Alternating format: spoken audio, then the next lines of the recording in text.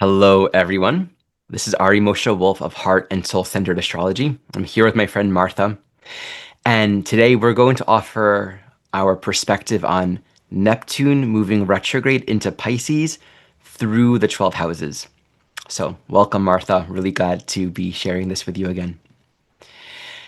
Before we jump in, just a couple announcements. Check out the description. The EA conference begins this week, Thursday to Sunday. You can join the entire conference or just enroll in individual lectures. You can also learn about my sessions, my training program, my community membership, and my newsletter will often write articles along with these teachings. Martha, are there any links or events that you would like people to know about? Yes. December 5th, I'm holding a free gathering. I would love anybody and everybody to join us for that. It's going to be me, Kelly Kolodney, David Clements, John Ryan, and Julia Balaz. So like an amazing group of people coming together. December 5th, free. I'll give you the link. Awesome. Yeah. And of course, if you're not familiar with Martha's work, check out the description. Living the One Light. She has a YouTube channel and her own classes that are always ongoing. So all of that below. Okay. So I feel such a deep sense of the sacred with this transit, with Neptune moving into Pisces. And we were, chatting just before, and you were bringing up how, besides for this happening, Uranus is also moving retrograde into Taurus. What in November? November 7th. Yeah. Yeah. So it really highlights the sense of there's so much culmination, like Neptune and Saturn completing their cycle, Neptune in its final degree of Pisces until next year, Uranus finishing its time. So just the transits couldn't be more clear. This is a culmination time. That's the archetype. And it couldn't be more clear that next year is the new cycle time on so many levels, on so many fronts. So do you want to share any more thoughts on this and introducing this topic of Neptune moving retrograde into Pisces?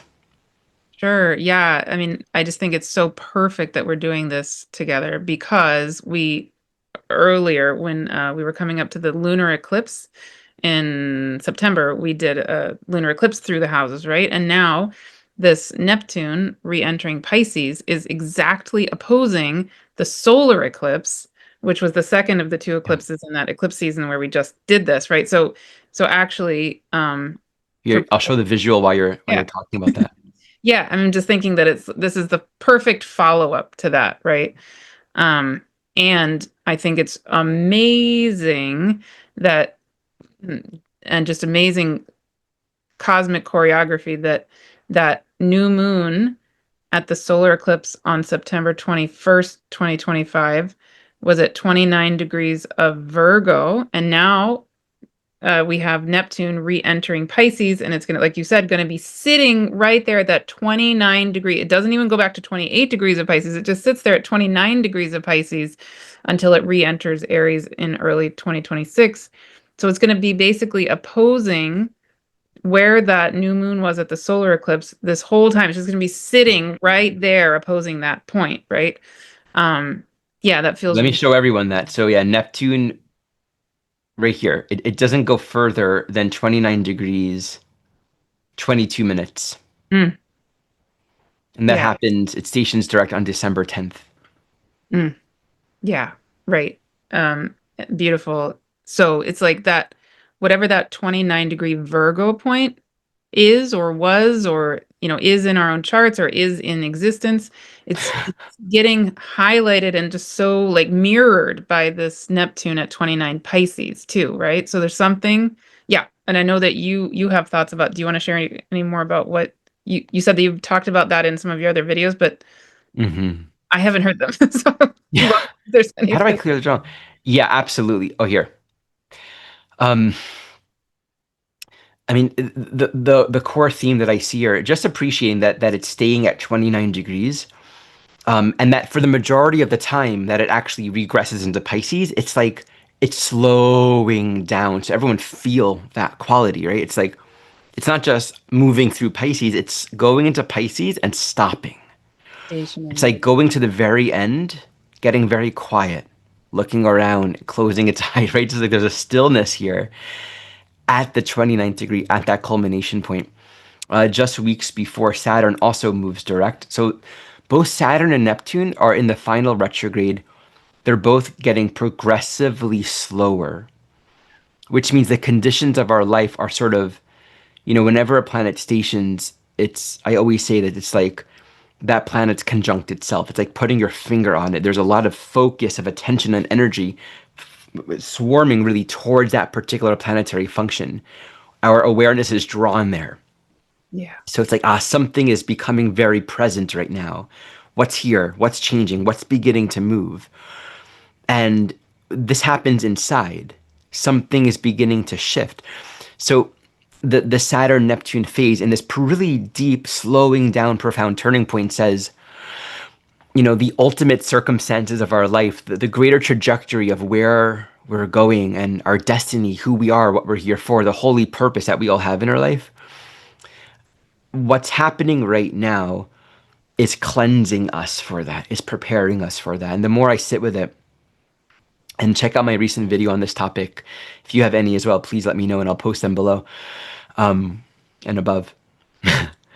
The more I sit with it, the more I feel like this is a transit of purification and cleansing, because we want to meet the conditions of our life as they are right now. The deep healing and the teachings that they're offering. It's not just like a teaching, like we're arbitrarily learning a lesson. Like today I had a math lesson and I learned how to do multiplication. Like the lessons that we learn on a soul level are about bringing our karma to completion. We have years of experience where we're just sort of struggling or toiling with like something we haven't quite seen in ourselves, a threshold of self-awareness that we haven't quite met. And once we've met it, we can move on. And I think there is great promise, personally and collectively, in the signature for many of our dreams and just the greater knowing of what's potential to begin to come together. But we have to allow ourselves to be humbled and to surrender to the ways in which life is helping us bring things to completion right now. So to be thorough, to be grateful, to be trusting of the circumstances is a huge quality, because that quality of trust makes us available to be more emptied out. Like we can actually recognize that life is sort of here to purify us, to make us more empty, to make us more available for all the goodness that wants to come. So yeah, I want to say something with that because you're using almost identical words to Kelly Kolodney, who I did a video with yesterday. So, Okay, so you know, posting that right there. yeah, there, there. Yeah, so I was mentioning to you before we started recording, Kelly is not an astrologer, right? She channels Angel Raphael, and anybody who's not familiar with her, I highly recommend the video that I did with her yesterday. But what she's getting from the spirit world is, and that this time right now, leading up to kind of December-ish, for her, she's being guided to hold a womb, a womb, divine womb code Mm. journey. And so she's really, I mean, in that video, she's literally saying this is a time where it's really important for us to empty out. She's saying the exact same words. And because if we're coming into the kind of the purity of who we are, we have to let things go, right? And so she was talking about very concrete things like advice of maybe having time where you turn off your phone and just get literally quiet and still. Um, and what's so I think that's an amazing little coincidence. But also what's been coming through for me is that I've also been getting asked to be relatively still in this month myself, but partly because, and I think it's all tied, what I'm being shown is that December is a big moment, especially specifically December 19th. My guides are very clear about December Huh. 19th. Yeah. Which, yes, very, yeah. That anyway, yes. I'll say things astrologically in a second about that. But on December 19th, they're having me hold an event where I'm going to channel and help people find the inner spark in themselves um, for what is mine to do to quote unquote step in and step up to the plate to create new earth, whatever that means to people, right? So it's like, so what I feel happening right now personally is that I'm feeling the Neptune Saturn conjunction, which is happening. It's not actually happening until February 20th, but I feel the energy of it there, and it's already like reverberating to now. But the thing is, it's like you talked about in one of your videos, this time of germination being right now. It's like we know that there's gonna be the new thing over there, and it would be so, on one level, so exciting and fun to just jump, to like, oh, here's the manifested new thing. But it's not that the energy doesn't exist yet. It really does exist, because there is no time and there is no space in a sense, but we're being guided to, in this moment, drop down and incubate it, whatever it is, and maybe do that clearing out, all, the cleansing that you and Kelly are both talking about, so that we can, yeah, incubate, gestate, whatever it is, so that in the right timing, then yes, the energies of 2026 absolutely are about start, begin. Yeah. Yeah, create It's structure. interesting that that 19th of December date, it's a Sag new moon, but what jumps out for me is that's the midpoint Exactly. between I eclipses, right? know. No, So yeah, it's something we often miss, right, in the astrological, because the eclipses are very pronounced, but the midpoint every 3 months between these eclipses are really powerful integration periods. So that whole Sag cycle is this, and by that point, everything's moving direct. Saturn and Neptune. Yeah, there's a lot's really beginning to turn in December. I would really agree with that perspective. I know. And I didn't even when the my guides told me that they're very clear about December 19th specifically. And then I saw the astrology and I went, oh my God. Okay, first of all, that's a new moon. Okay, that's great. Second of all, it's a new moon conjunct the galactic center. Great. It's also, but then I realized, oh my God, it is precisely squaring the solar eclipse at 29 Virgo, and it's actually out of sign squaring the Saturn Neptune conjunction. I went, oh my God. And I don't know that you're following Three Eye Atlas, but it also happens to be the exact day that Three Eye Atlas will be making its closest pass to the Earth. And I was like, Not familiar, but yeah, let's just share that briefly, because I mean it's exactly squaring the yeah, Saturn Neptune, and it's I know. exactly squaring the eclipse point. So Yeah, yeah, there's a lot of power in that. yeah, right. Yeah. So I wanted to share one more thought on this. My own learning around stillness, something that I'm really catching is, I think stillness happens as a natural function, as a natural movement when we've done our work. Like I've had so many, especially if I think about like my early 20s, meditating a lot, and there was more of a separation I feel in my own spiritual practice and my life. And so maybe being able to go to deep states, having deep experiences, but my lived life feeling kind of less purposeful. Mm. And so part of the journey has been, okay, Ari, here's some stuff for you to work on. Here's this, like it becomes more content rich, a little more complicated, but also more engaging. And then like the spiritual growth has also deepened immensely. And maybe there are less peak experiences because that's actually less important. But what I found is it's in completing the work that we're here to do. Right? That's a part of what this human time space experience is for, is to have experience and to be able to meet the purpose of those experiences. Mm. Right? And so like, there's a stillness that's born from actually having yielded ourselves to the deeper spiritual meaning underlying our experiences and what it's here to provide. And then it completes. There's a sense of, wow, that's over, that's done. There's like a natural spaciousness and availability and a quiet that's just there. And I think there's something really powerful about holding the space for this to be a natural experience and not resisting where our attention is drawn towards. Here's something unresolved, like this might be a time to really go there. There's there's something here to bring, and there's a lot of power and support right now to meet these unresolved places, not with force, with trust and availability. It's going to guide itself if we're open to it. Yeah. And coincidentally-ish, if we want to call it coincidence, we also have such strong transits happening right now in Scorpio, which in its own way also is helping this like unearth the stuff, you know? Hmm. Yeah. Yeah, yeah. Okay, great.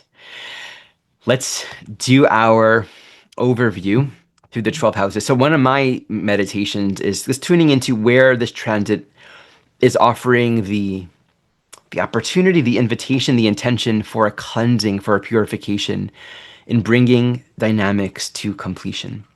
Are Mm. there any meditations or reflections that you're bringing into this analysis? Yeah, I think the other part coming for me is when I think about Neptune re-entering Pisces, where Saturn is already sitting, right? And the fact that we have them both re-entering Aries early 2026, meeting February 20th at 0 degrees of Aries. Part of what I think they're doing as they're back in Pisces is they're getting to you could say cleanse, or you could say bathe in the Mhm. womb of the divine, in divine, and the divine Pisces. And so it's like, so what I feel it when I feel into that, it's like, what, as Neptune and Saturn kind of get bathed back in the divine God, whatever you want to call it, what is the opportunity there? Like, what is it that they're getting to re-emerge themselves into before they emerge Mhm. into that zero Aries point, where it's kind of that start feeling, and that they create the structures of the divine, but it's we have to seep ourselves in the So divine, beautiful. right, before I we. love that angle. Hmm. Considering this as like a stationing at the end of Pisces, it's like really getting quiet and still and resting in the divine. Hmm. That's a beautiful perspective to hold. I think this transit can bring so much spiritual vision and insight and kind of greater clarity for the entire cycle that's led to this point. Yeah, and sorry, I want to say one more thing. It's Please. like I can imagine a lot of us feel it's like it's true for me. I'm guessing it's true for a lot because I've been hearing this from a lot of people. It's like this sense of it's almost you can feel the mirage or the outline of what you get this feeling like, yeah, there's this thing I'm meant to do, and I can't quite touch it, right? Mhm. So it's like, okay, cool.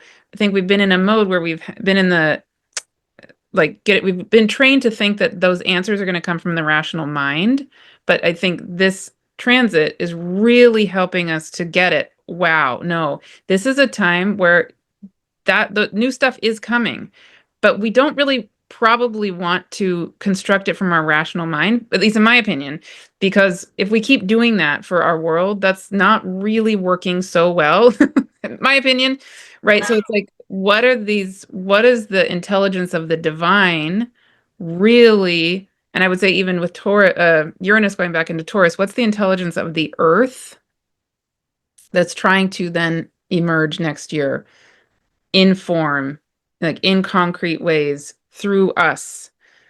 You get what I'm trying to say? Yeah. Yeah. So like giving ourselves this chance, like to dream, to feel it, to feel the visions, to feel our connection with the spirit world. And yeah, there's other ways of knowing. Letting ourselves be dreamed. Maybe that's the best way to put Mhm, it. mhm, Yeah. mhm. Yeah, I love that. Letting ourselves become an instrument for something greater than us. That Yes. also resonates with our deepest longing, our deepest heart, our deepest truth. Yeah. There. And the disillusion of the ideas that we have about where things need to go and how it's supposed to look, what's true is much greater than that. We have Yes. to trust that. We have to allow ourselves to be held. Yeah. Because ultimately, it's like we're not who we think we are. So let's not get in the way too much. Yeah. I could give a 10 seconds super Go quick. for it. Yeah. So like just to make this super concrete from myself, right? I'm sitting here, it's October 2025, So I'm gonna and let my dog out. Keep on talking. and I normally um when I'm planning ahead for the year ahead for my business, I by now, even months ago, I would have had the whole year of 2026 planned ahead. I have nothing planned ahead yet because my I do everything by my guidance, and Ah, they've been showing me what they're showing me actually from my business is this redwood forest, and that my business is a redwood forest essentially energetically. Um, but what they're really adamant about right now, they're having me just rest for the month of October. They said rest in the redwood forest and listen to Gaia, and let the trees themselves, these energy trees, not actual trees, let the forest just nourish you, bathe you, hold you, and let and tap into the reality that what you're meant to be doing is actually known. It is the forest. It's not you. It's not Martha. Yeah. So there's this, it's like I have to switch modes right now, and because my south node in Aries, my Venus in Aries wants to like charge ahead and do the thing and plan the thing and have it all worked out by now, certainly. But it's this other mode, right? And so it's like, yeah, whatever it is I'm being called into, what is mine to do, what structures I'm meant to bring into the world early 2026, it has to come from literally that redwood forest, Mm, right? love that. Yeah, it feels exactly like these transits, Yeah, actually. it's Hmm. beautiful. And I'm seeing this, by the way, just to add myself and so many others, there's that deep sense of 2026 almost feels untouchable. And I mean, we can go there. We're not going to right now. There are such powerful transits, unique in and of themselves next year. Yeah. So yeah, it's really cool having a shared perspective on that. All right, we're in for the ride. Let's jump into this analysis. So I'd like to invite you to start. Pisces, Neptune retrograde in Pisces in the first house, and we'll kind of tag team with each other. Yeah. So just to get to the essence for the sake of time. Okay. So let's try this. Um, yeah. So wherever Neptune is going to be re-entering Pisces, Saturn is also there. So it's like, so I'm feeling that again, that the energetic of the Saturn Neptune conjunction sitting, they're not quite conjunct, but they're sitting together in whatever house this is, probably, right? So if it's in the first house, then it's like, yeah, it's like I want to go to, wow, what is your, when you go into your dreaming about who I am, what is my identity? It's like, where does your soul, like if you let yourself drop deep, deep, deep into your own soul self, your own soul being, it's like I want to help support this person to go layer by layer by layer by layer down until they find the essence of I am, whatever that is. Mm. And it's like I would want it to help you to just sit in a like an incubation time, quiet moment to find yourself, your literal self, your soul, and maybe even feel it face to face in some way or feel it deep here. What's there for you? Beautiful. I think this transit can really bring up that sense of confusion around what can I do? What am I supposed to do? Like there's a natural semi-sextile between the Pisces and the Aries archetype. So Pisces in the first is like, I'm here to do something, but Pisces, Saturn, Neptune, balsamic, retrograde, stopping, like what? So I think it can really highlight this one, a sense of a frustration. I don't have the first house stamina, strength, the courage to really move forward and do what I need to do, or I'm not sure what's worth doing. So there can be a sense of weakness and even fear. This quality of stillness is almost to bring us clarity around there is work to do, but this work isn't fueled by your illusion. This work isn't fueled by a sense of purpose that you're creating. So, what I would emphasize for this transit,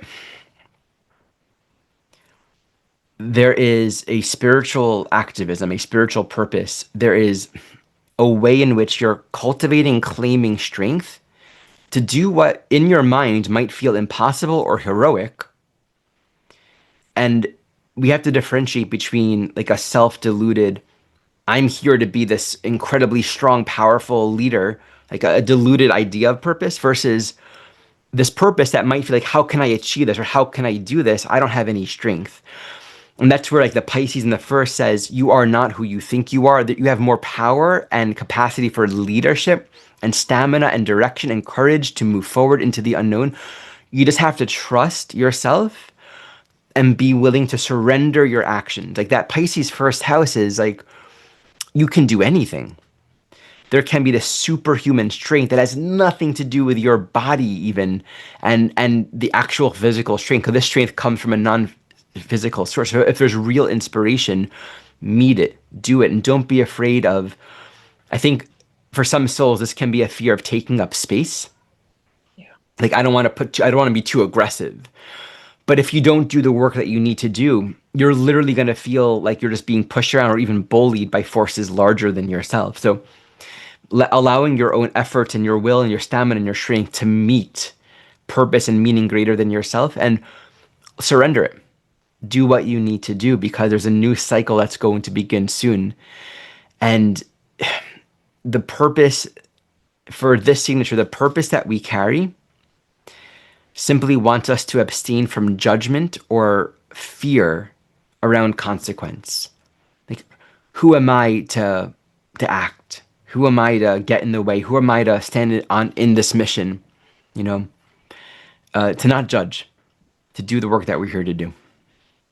Yeah, can I just add real quick? Please. So if you have Pisces ascendant, Pisces first house, a kind of stereotypical thing could be like similar to what you're saying. All right, right, that who I am might get lost in the everything. And so it could be what I really love about having Saturn right there in Pisces in the first your first house is it's like your inner elder sitting there and saying to you, "Hey, no, like if you are kind of more in that mode, or you've been in that mode more of letting your own identity kind of flow into the everything and losing your own identity, having that Saturn sitting there is so helpful. It's so Right. strong. Yeah. Yeah. Bringing in that strength, bringing in that sense of I am, I have my own boundaries, I have my own will, all of Yeah. it. Yeah. I mean, it emphasizes, this is in general for all of the houses, but that sense of responsibility.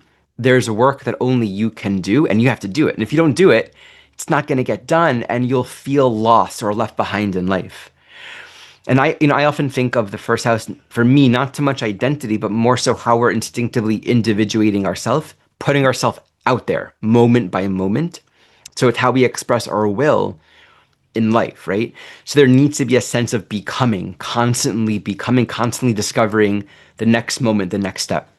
Mm. And if we're not in touch with that, there's a deep sense of stagnation and being left behind. Okay, so let's go into the second house. I'll start with this one. Here we're dealing with the archetype of receiving, how we establish our value and connect with what is valuable and meaningful personally in our own life. So, on the most basic level, this brings up the question, do I have the resources that I need? On a deeper level, it's, do I feel connected to my life? Like, is there meaning and purpose in my life? How I live, how I'm embodying my own self, my body, my senses, the things that I own, the things that I possess, the money that I have. If it's just material, if it's just about pleasure and survival and feeling good, it kind of loses its meaning and purpose. There can be a sort of like where the richest sugary chocolate becomes tasteless Mm. or sex becomes unappealing. Like, it's like, what's the point? And if there's been indulgence or sort of a distraction from really honoring the sacredness of life, this can really bring up that sense of emptiness. And then the question becomes, in terms of completion and purification, two things come to mind. Where might there be a calling for simplification, letting go of that which is an addiction or distracting us from the simplicity and purity of our own inner being? Mm. Letting go of a lot of things, literally. The other might be if we have gifts that we're not sharing. It's interesting. When we don't share our gifts, it creates a sense of lack and stagnation inside. And so then we think that we don't have something and we live in poverty. Pisces here is really emphasizing we possess richness on the inside, given from a deep place of inspiration.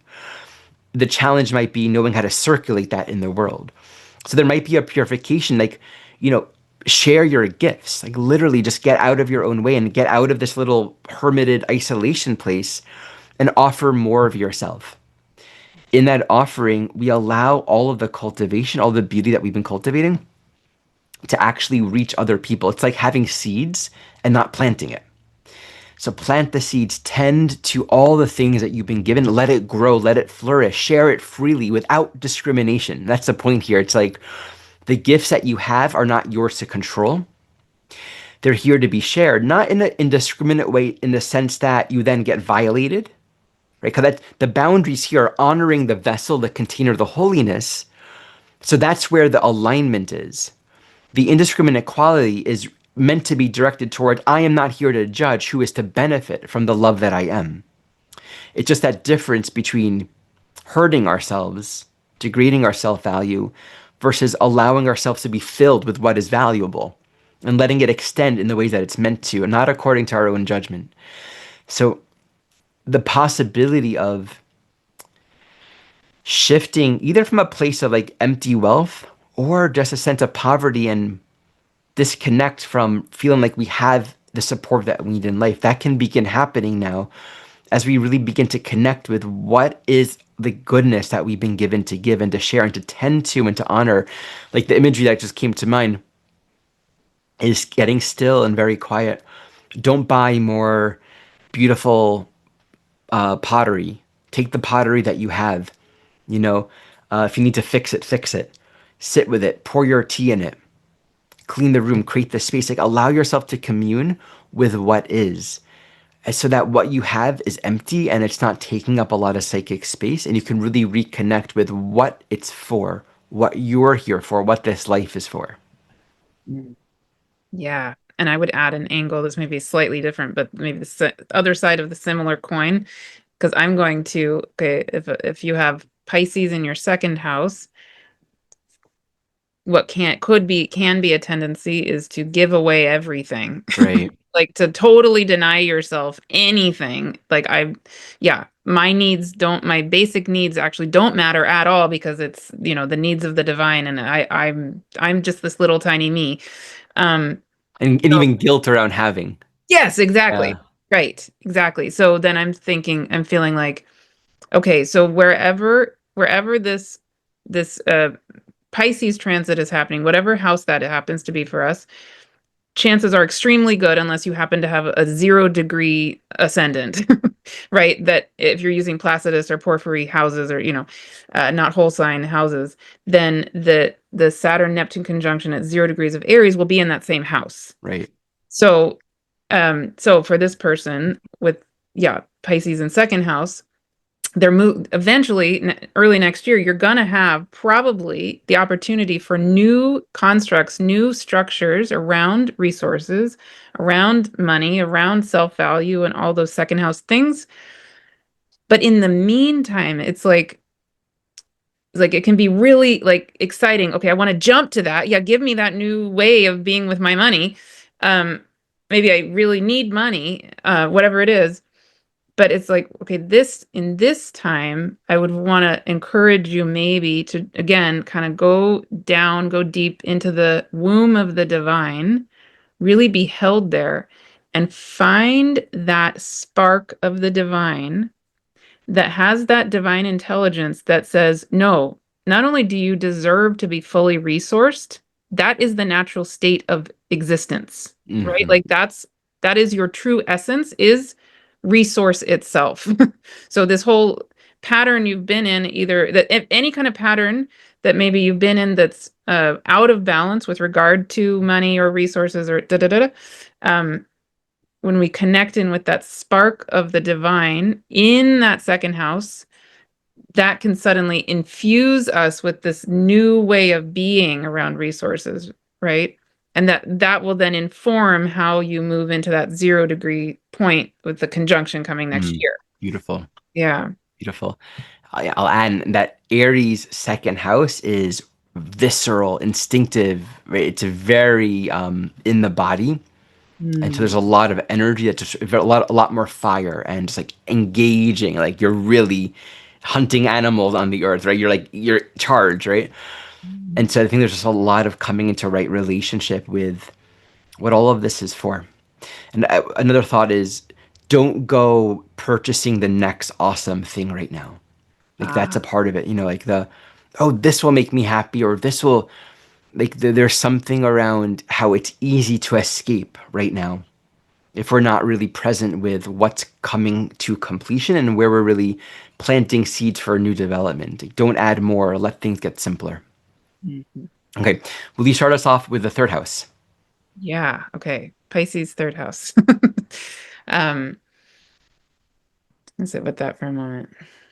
Yeah, okay, so third house, what's coming to me, of course, is this would be a house often of your voice and speaking and communicating um and learning and teaching and all of that. And so it's like what I'm being drawn to is as Neptune re-enters Pisces here, it's an opportunity perhaps to find your literal divine voice. You're like that the word that wants to emerge through you literally. And depending on what else is going on in that house, or aspecting things in that house, if there's been difficulty with regard to your voice, um just like with the second house, there is this time coming, early 2026, where there will likely be new forms of some, you feel called in some way around communication, around speaking, around whatever it is. Yet, right now, we're in that incubation time. So, here I would kind of want to go. My instinct says go deep, go down into your soul, find that spark of the divine light that is you, that is the voice, that is literally what's needing to move through you as the divine, the voice of the divine. Go. So another angle to that is just the the nature of our learning process. Mm, And so the voice of the divine can literally be whatever information is relevant for us right now. There mm, can be an issue with the signature of two things: feeling like I don't understand anything. Like mm, it's like how do I make sense of it all? The map of life is all convoluted. There's like this information, there's this information, and that Saturn Neptune can reflect this deep internal judgment and pressure. I don't understand. I don't know how to communicate. I don't know how to interact. I don't have the right information. So just imagine the metaphor of studying for a, studying for exams, and you get to a point where you're like, maybe this isn't even what I want to be studying. So it's like the whole nature of where we're directing our mental energy and what we value, what we're learning, might be built upon meaning that we've given that is actually meaningless. That's like one dimension of it. The other is we can distract ourselves with a lot of learning, a lot of information, and it's like it has no purpose in and of itself. So I think there's a calling here. What is the mind for? mm. What am I doing with it? And is it just to distract myself, reading a lot of media, social media, sharing a bunch of thoughts, having conversations indiscriminately, right? Or am I supposed to be focusing on this one thing, but it feels really repressive and I'm kind of bored and disinterested? There's a discernment around what we're doing with our mind is training our thoughts to possess higher and clearer ideas about reality. And that might mean we're conveying and sharing information and knowledge that will actually be unifying and healing. There might be a need to focus, to simplify and study.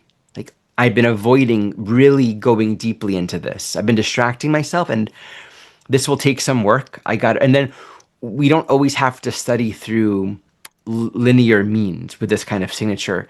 It's our availability to learn that makes us receptive to that divine voice. So we can receive in dreams, we can begin to access information from however knowledge wants to come to us. The other dimension is if we're already deeply immersed in knowledge and information, there simply might be an invitation to rest. I made a social media post yesterday just saying, like, it's okay to not follow the news sometimes. It's okay to not have an opinion. It's okay to not know because our minds are sacred and holy. And we need to be able to honor if we're agitated or if we're at peace. And if we're agitated, just consuming difficult information, that's what we're doing to our mind. We have to ask ourselves, like, is this helpful? Am I really contributing to the world if my mind is constantly agitated? So following the path where we can nurture greater congruency, and that might mean going deeply into one study, or it might mean just letting go of controlling the process and seeing where you're really guided, what's worth speaking about, what's worth learning about when you stop adding so much more. Yeah, and you're helping me kind of get this right. That of Yeah. course, wherever this transit is happening, if we stay at a certain level, kind of not so helpful level, having Neptune coming back into Pisces, Saturn in Pisces, absolutely could manifest as literal addiction for real. Um, and even I want to, it's not quite obsession, but it's almost like where that thing becomes God, like it Yeah. could be, yeah, like where we give it all this power, like in third house, maybe we give the media, we go way overboard with, thinking that is the thing. Right. And so that's not you could say the most productive way of meeting this energy, right? Yeah. Two practical examples. You might be called to create more of a container to actually disseminate and share what you have to say. Whereas Hmm. you may have not been honoring that you have a mind and there's a purpose for it, but really do the work to just create a platform for it. And that's a part of allowing things to come to completion to open up into a new cycle. The other would be, okay, I'm talking about these things I'm interested in. Let's actually formally enroll in a course or a training program or buy a book or really decide to do some deep research to educate myself and learn more. So we're giving some strength and definition to a mind that might be otherwise sort of ambiguous and undefined right now. Beautiful, especially if it's feeling like inspired from true essence. Absolutely, absolutely, yeah. It's an interesting thing with like when you bring these signatures together in the third house, there's often this deep frustration when we realize I will never know it all. I will never understand how it all works. Like there's always going to be more questions or more things that I don't understand. It's like, okay, I get this, but what if, like there's always going to be more questions and more angles and more perspectives and data points to uncover. So it's never about being completely thorough. It's about understanding that our mind and our knowledge and what we share and what we know is about how we are serving a greater purpose. It's not about knowing it all because that's never going to happen. It's important to understand that. Yeah. Okay, I'll lead with the fourth house.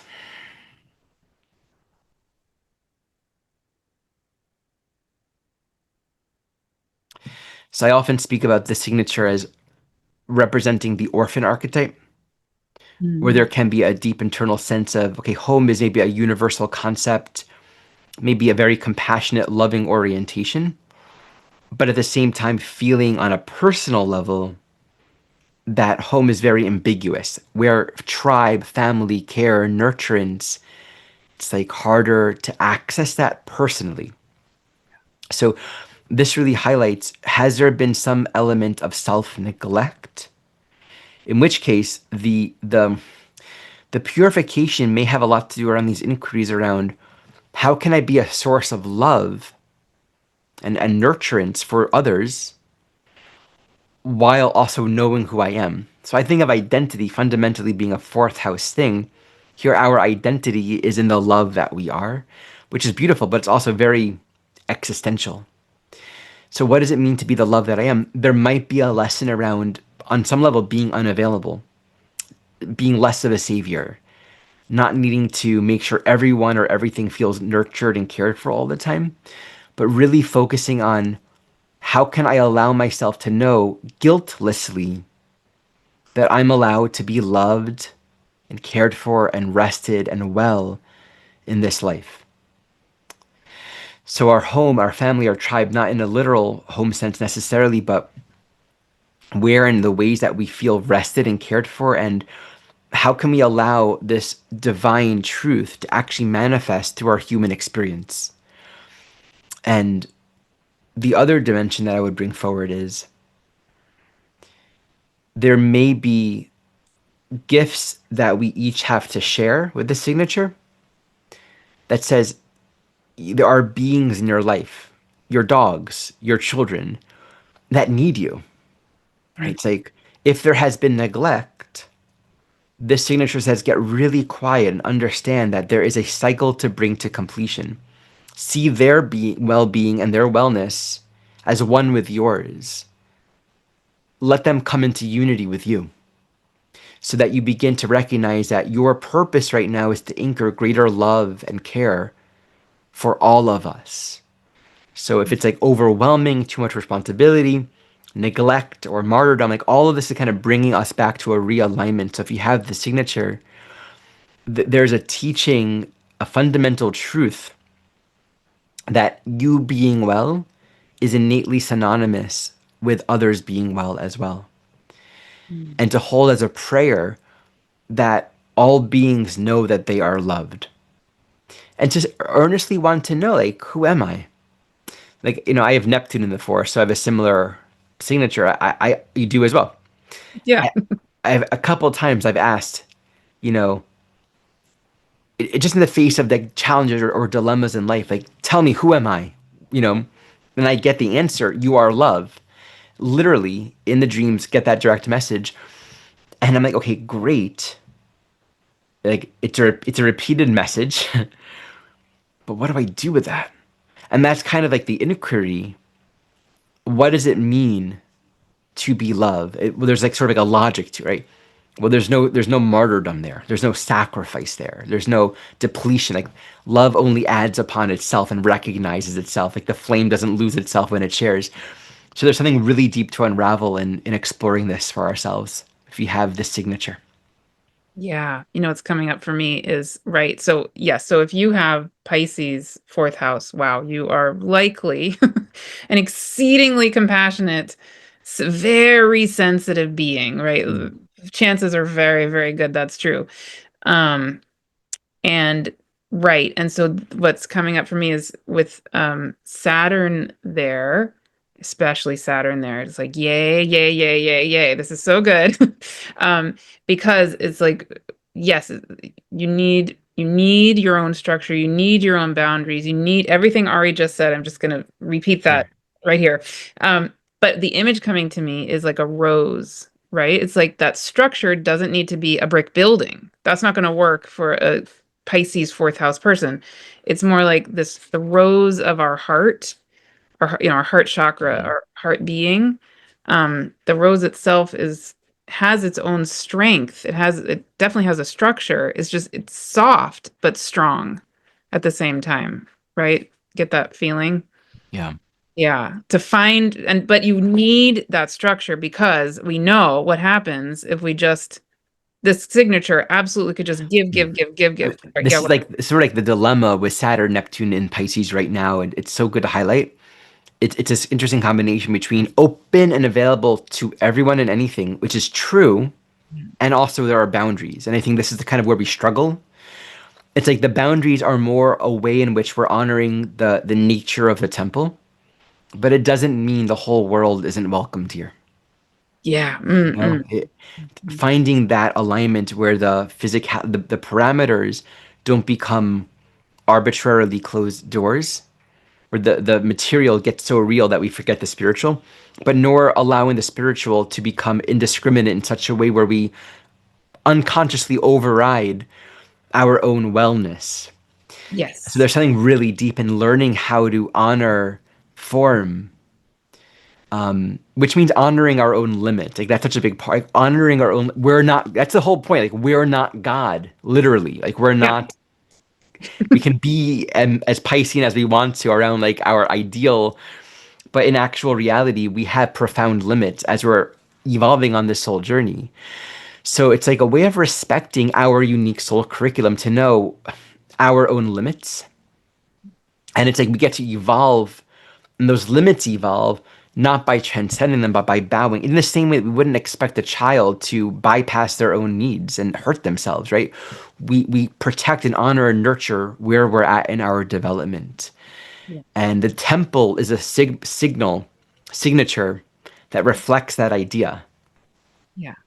Spoken by two people with Virgo ascendants. Yeah, But there we go. And a very strong fourth house Neptune. Okay, you lead with the fifth house. okay. Yeah, I loved this one. The last time we did this around the houses, the Pisces fifth house. This one is fun. Um, yeah, so kind of similar to what I remember we said in the last video. It's like when I come to Pisces fifth house, wow. If that's you, there is so much potential for literal divine creation, like for real. It's like I just get like lit up in my heart feeling this and the fun of it, the potential of being the like I'm seeing like cubs, like lion cubs, literally lion cubs, playing and dancing, and fairies dancing with the lion cubs. And so, yeah, so with that Saturn Neptune conjunction at 0 degrees of Aries coming up in February, I would guess, wouldn't be surprised if you're feeling a lot of creation wanting to be birthed somehow. It's like you feel, you can see it, you can feel it, you almost can touch it, but like not quite. So yeah, I would want to say with this one, I don't know, I'm like almost getting chills. It's like, oh, like start a dream journal, or like, I don't know, like just take the next couple of months to just have fun. Like let anything arise from your body, like your actual body, your heart, your dreams, all of it. Let the spirit world and yourself play with all the like the infinite possibilities of what maybe one is actually wanting to be birthed through you, and maybe try things out. Um, yeah, and again, just find that divine essence. But this feels very light to me. Like this one just feels, I don't know, what is it feeling like for you? It could be late. I think this transit could also feel very depressing Huh. and heavy, Hmm. because this can really highlight in this placement a sense of not feeling connected to one's creative spark. Ah, Right? I'm right. not seeing my work has either like the external focus, no one's recognizing me, or like I just don't feel inspired, right? The question that I would ask is how much of our output and our creative efforts are fueled by the need for some kind of external recognition, Hmm. right? There might be a dissolving and a purification of that. Hmm. And perhaps it's enough for you to be serving other beings. Like oftentimes the signature can give a lot of attention to children. A lot of people with the signature will find themselves doing work with kids or other people's kids. But it's like, okay, I'm celebrating and loving and giving a lot of joy to other beings. But what Hmm. about me, right? There might be a need to recognize that it's never really about you. It's about what you actually are. And so one example of this is like if we're in service to creation, serve it, but give yourself completely to it. Like see that it's good enough to be radically present with your children. It's good enough to really care and see and honor and respect and bow to whatever forms of creation you are in service to. And if there is an art project, same thing. Like take your gifts, take your skills, take whatever you want to birth in the same way. It's like the humility and the emptiness of not differentiating. I honor creation as it comes through me, and I honor creation as it comes through you, as it expresses as you equally. And that kind of heals and purifies any kind of sense of like, oh, everyone else gets attention, I don't, or I need to be important. It's like honoring creation in all ways. And then so whatever purpose wants to be birthed through us, if that is meant to happen in the ways that it's meant to happen, we can trust that and we can give that our full respect, our full honor. So for some souls, this might really mean learning to respect and honor that I have purpose. Like there is meaning and there is purpose in my life. There's almost like a beauty in recognizing, oh my God, I've been afraid of that, or I felt unworthy. I've had too much guilt of being seen or taking up space, right? Generally like a fire sign kind of dynamic. But I'm allowed to. I'm allowed to love my creation, like all the things I love doing as a child. I get to do that. So Mhm. that might be one expression coming. But again, it's like if we've been grasping at attention or trying to find meaning somewhere, there might be a need to allow ourselves to be nobody, allow ourselves to be empty so that we can actually begin to just appreciate life and to stop trying to make it something more than what it is. There's always going to be meaning that comes from emptiness if we've been filling it with a lot of distraction. Mhm. Yeah. Great. Okay, let's move on to the sixth house. I think there's one more thing that wants to be said here with the fifth. Let me just drop into this for a minute. Yeah, it's like not there's no difference between being seen and being famous and then losing fame. Like we can be we can be stuck in everyone knows me for the things that I've done or the music that I've created or the art or the acting that I've done. It's like, or all the kids love me, and right, but it's like we have to be able to step away from that. And this might be for some of us stepping away from meaning and purpose and fame or recognition, however it showed up in the world, and then coming back to what wants to be birthed now. It reminds me of these Tibetan practices of making art and then destroying the art. Hmm. Not attaching to it so that we're empty, to be a conduit of inspiration and love in the ways that we're meant to, and we're not looking for the form to give us valid. And there's something so freeing to just have the freedom to create and to not be seeking our identity in the forms. Yeah. Yeah. And when I think of the sand mandalas, I think maybe is what you're Yeah, thinking. yeah, exactly. Yeah. Yeah.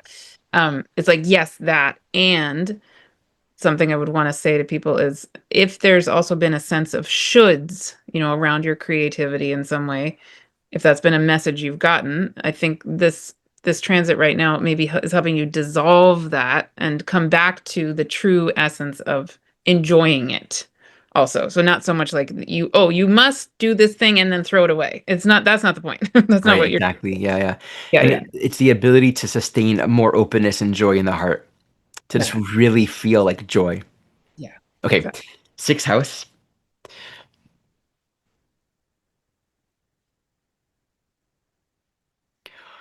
This gives attention to all the ways in which life requires ongoing maintenance and attention to the details. So this can express in the ways that we're tending to our life, our family, our body, our chores, like things that we got to do, and our work. Fundamentally, at a core level, whether it's literally like some kind of service work that we're doing or just like taking care of the chores, it speaks to bringing holiness and meaning into the maintenance. It's like the metaphor of sweeping the floors of the temple. So we're tending to keeping everything working and improving it as we go along.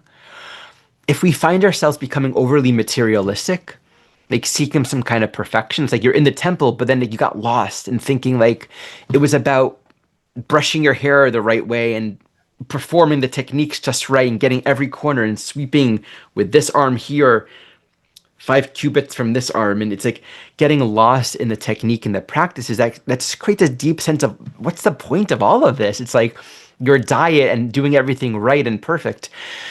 So there might be a need to realize all of the stress and the judgment that we may have placed on our life, letting this dissolve, letting this open up so that we can actually feel a little more space and permission and love in the existing perfection of our life as it is.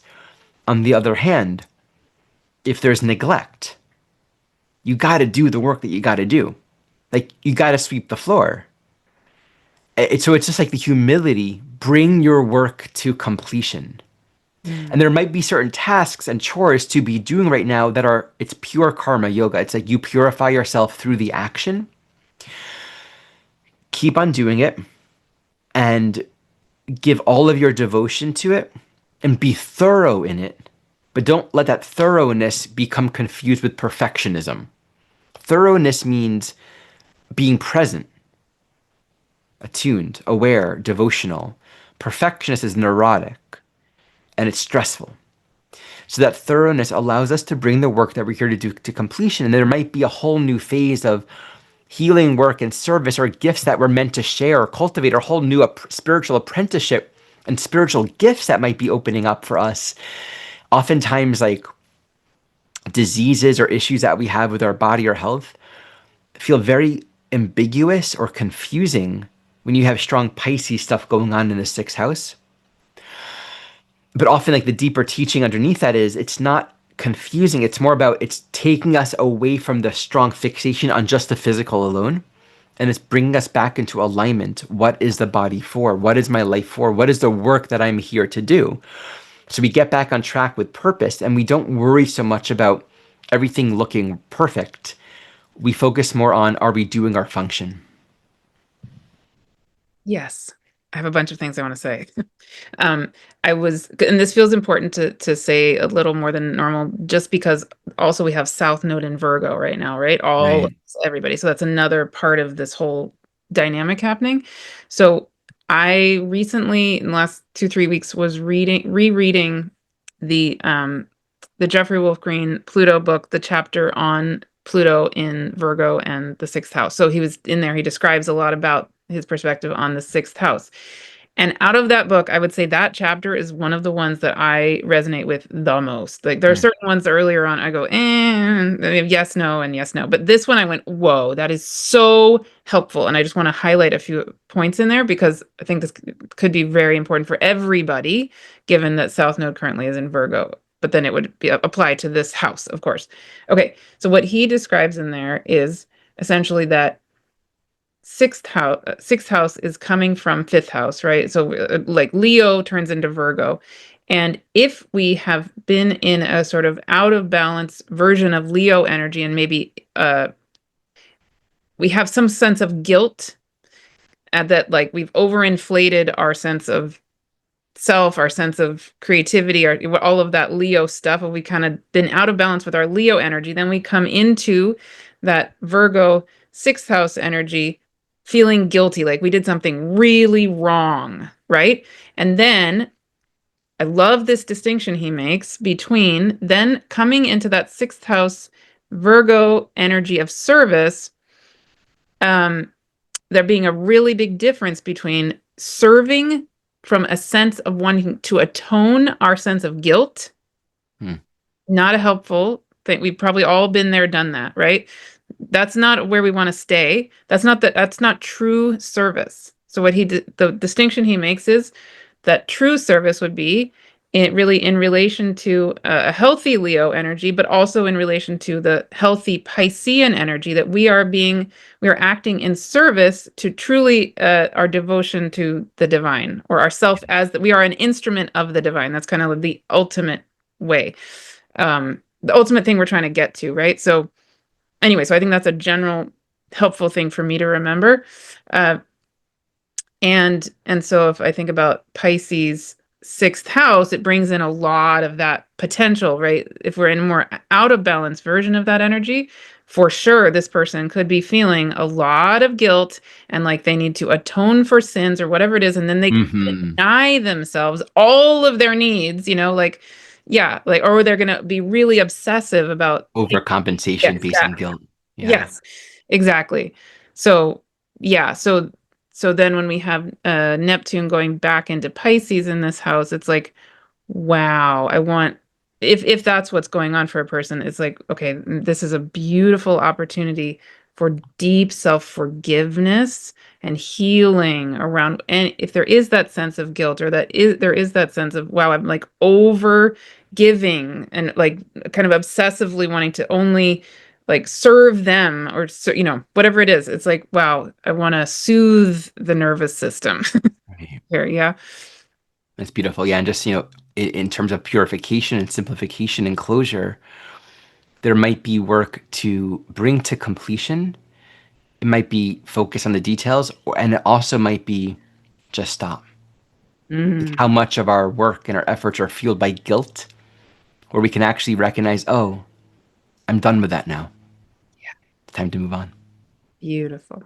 Mhm. All right, let's go to the seventh. I'm realizing we don't have much time, so let's make the second hemisphere quicker. Quicker. Okay. Yeah, seventh house Pisces, that's you and me. So, um, yeah. Okay. Stereotypically, right. If you have Pisces seventh house, you maybe give yourself away in relationships. So you have Neptune re-entering Pisces in this seventh house. And yeah, my quick version would be this is an opportunity perhaps for us to be finding that true essence of ourself, and really being held with Saturn there, finding those boundaries, finding those structures, finding, again, similar to the Piscean fourth house. It's different, but some similarities there. Um, yeah, what do I actually need? How can I have my own structures, my own boundaries, and yet be open to relating, not isolate, but anyway, yes, take it from there. Yeah, trying to do this fast. Yeah, I mean, we don't have to rush necessarily. Okay. Well, I mean, we should not rush, but we should be. There's an art and there's a skill to it. We'll see if we Yes, can do it. go for it. So I mean, there's such a deep sense around the karmic contracts that we have in all of our relationships. Mhm. Each relationship has this unique curriculum where you can say in the ultimate sense, the destination of every relationship is love, is forgiveness. And to think about the relationships that are alive or active in your life right now, they have of utmost and great importance. But I think a part of it is there's been such a deep disillusionment process with this transit around the forms that it might look and how it takes, right?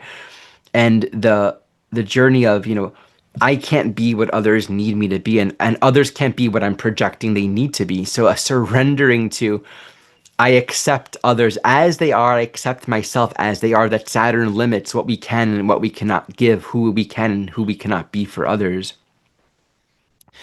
So there can be this two dimensions, a deep sense of peace and acceptance that comes and allows for a sense of closure in our relationships.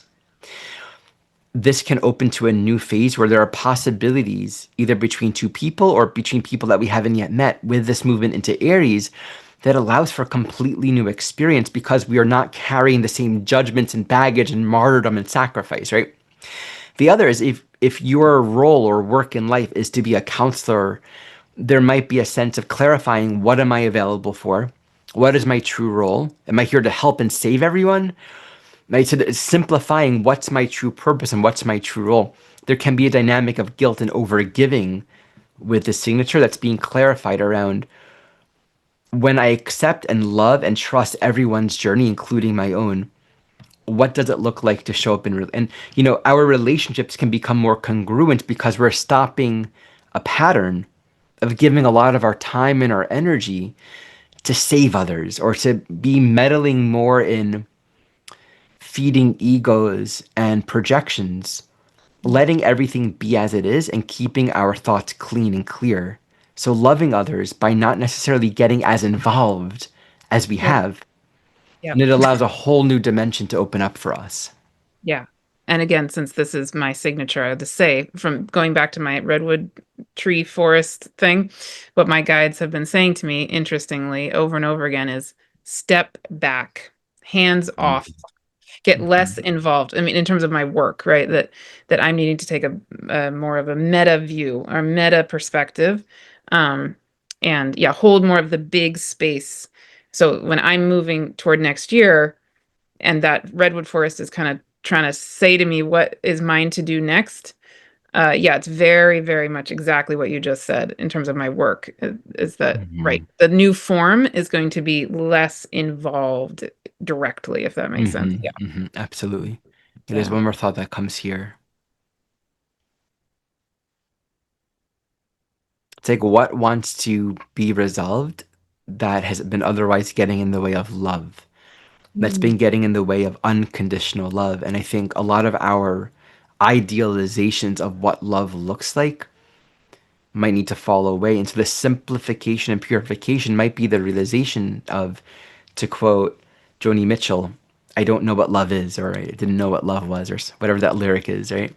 And so the openness to actually learn what it's like to love another as myself, to want for another person's needs and well being, and to hear them and see them as love sees them, because that's what I would want to give. And that's like the clarity of that seventh house. We give not to satisfy people's projections, but we give from a place of I see you as the divine. And in seeing you as the divine, I'm anchoring and acknowledging who and what I am as well. But that sometimes means not depleting ourselves and kind of meeting on a lower level where a lot of the giving may have otherwise been fueled by a lot of attachments and expectations, right? So there might be a lot of clearing of that right now.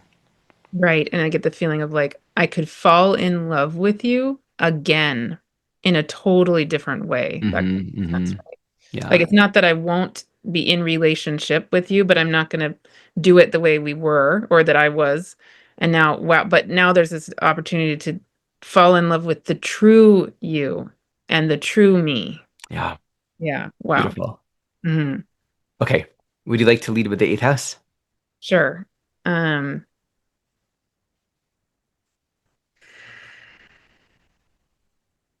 yeah. Okay. So this. when I come into the eighth house Pisces, um, and coming into new forms of intimacy is what's coming up for me. And so it's similar to the seventh house ish. But yeah, how can we, yeah, it's like what's maybe it's just because of what we just talked about in the seventh house. I don't know. But what I'm feeling here is again an opportunity for releasing sense of attachment and like really coming into a place of forgiveness with regard to wanting to be in deep communion with another person, but also just with what the power of life is and with our own soul, our own deep essence. Um, and to come into a place of really being able to transmute, to go down into the underworld and really find the treasures of our true soul, but through the sense of like uh Neptune re-entering Pisces there is like feel this almost like curiosity if you're going to be like kind of Inanna going down into the underworld, like wow, what is the divine treasure down here that I haven't quite found yet, or what is it that if I let myself go and really move into that place of forgiving, what are those deep essence treasures of my soul waiting to emerge through me as next year there's a new form in this realm. Take Beautiful. Yeah. I mean, it's meeting perhaps some of the stickier, dark, uncomfortable places within us. So there's a purification in recognizing the soul is sovereign and free. It's our attachment and our desires for something that we think will fulfill us on the outside that can keep us entangled in endless power dynamics and struggles and addictions. I mean, this can also be true to an extent with the seventh, like the longing for someone to love me, right? That can be a piece that we're dissolving. In the eighth house, it's this deeper sexual, psychological, emotional draw to merge with a symbol of deeper union and connection. So this can really bring us into a deeper devotion. I think on one level, this might mean meeting an ache, meeting a loneliness, meeting this deep, unresolved yearning, letting that purify us. Like when we don't direct that yearning towards an object, it's like we're just left with our soul. And the question is like, how do I give myself? The eighth house is about investing our energy in life. So there's a calling to hold on to less or to nothing, to let it all go, so that we're not getting ourselves stuck. So this can reflect itself in our business arrangement, in our intimate relationships. So that's one dimension, the simplification of where we're getting stuck or attached to whatever we're trying to find meaning through on the outside. The other is when we connect to that devotion, there's a deep longing to return. And that longing to return can actually bring up the sense of like, life is hard, there's constant loss. Anything that I want means I'm going to have to suffer, right? Like turning off from life itself. And so there can be this element of getting back into the light Mm. where we're given purpose. Let me just find the words to really anchor this.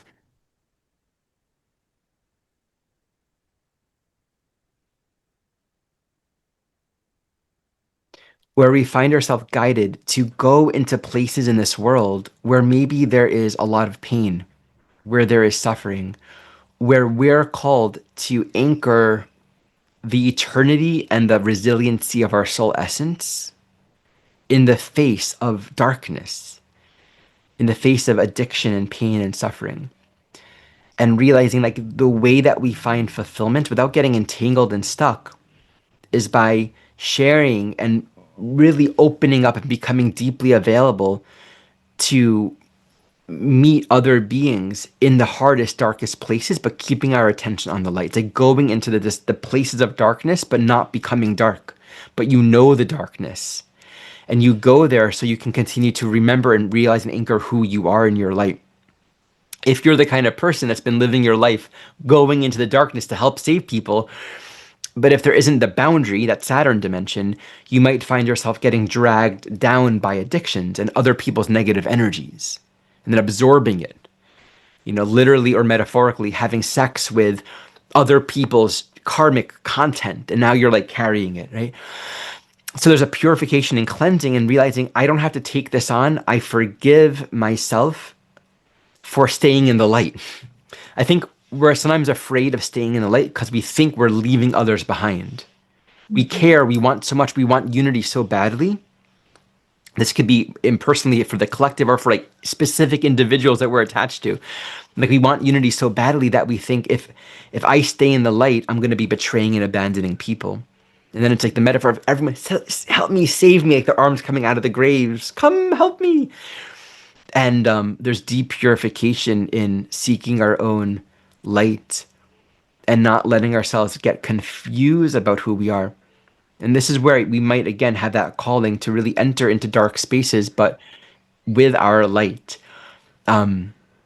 Getting quiet and still and seeing where that if there are areas in our life that need to be cleaned or cleared, existing relationships and agreements, bring clarity, reclaim your power from a clear place.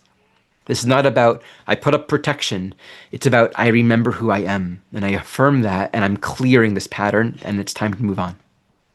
And just to add, yes, second all of that. And I'm imagining, this wouldn't be true for everybody with the signature, but I can definitely imagine if you have Pisces eighth house, you may have been in, you either maybe even if you're not currently, but you may have been in a whole pattern of very intense relationships where maybe you have lost yourself, or you feel like you have, really merged with the deep pain, suffering, etc. of someone, or maybe they did with you, or both, or whatever it is. And so if you're a person who is really pretty conscious at this point, which chances are good you are if you're watching this video. So if you're really in a place in your life now where you're wanting to move into a more conscious, clear place, maybe you can listen to your own body, but there might be you might feel a calling to literally help your body clear from other people's stuff, and take back, like cut cords and take back your energy and give back other people's energy, right? Do literal kind of soul clearing. Yeah, Yeah. yeah, yeah. When it comes to that kind of stuff, I find that the most effective way to do that is with gratitude.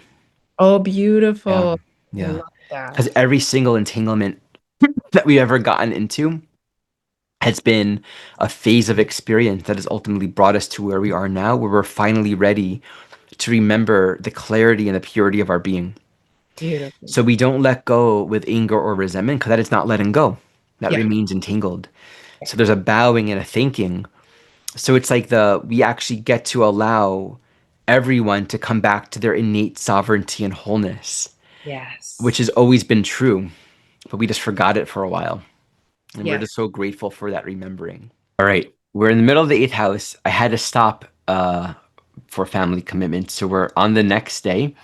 And Martha, you were beginning to share with me this really neat insight about Saturn, boundaries, and spacing. So please share that.